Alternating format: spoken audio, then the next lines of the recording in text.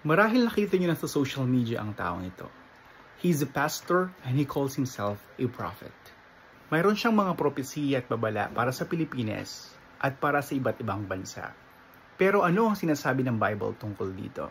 Sabi ng Diyos sa Joel 2:28 and 29, "In the last days, your sons and daughters shall prophesy. I will pour out my spirit." Ibig sabihin, totoo, may gagamitin ang Diyos ng mga tao sa huling araw. Pero sinabi rin ni Jesus sa Matthew 24:11, "Many false prophets will arise and deceive many." Kaya kailangan ng balanse. Sabi ng 1 Thessalonians 5:20, "Do not treat prophecies with contempt." Pero kasunod dito sa verse 21, "Test all things."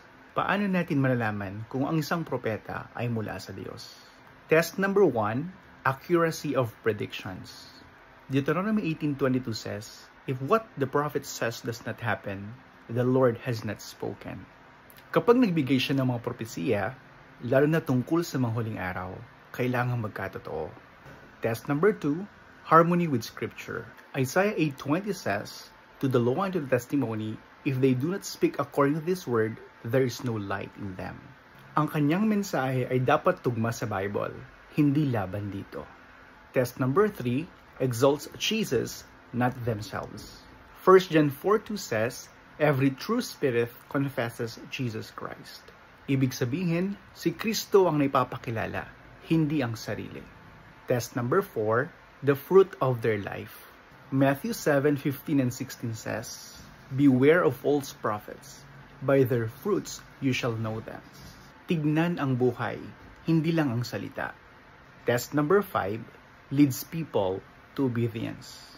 Deuteronomy 13:2 and 3 says, "If the sign or wonder he has spoken to you comes about, but he says, 'Let us follow other gods, and let us worship them,' you must not listen to the words of that prophet."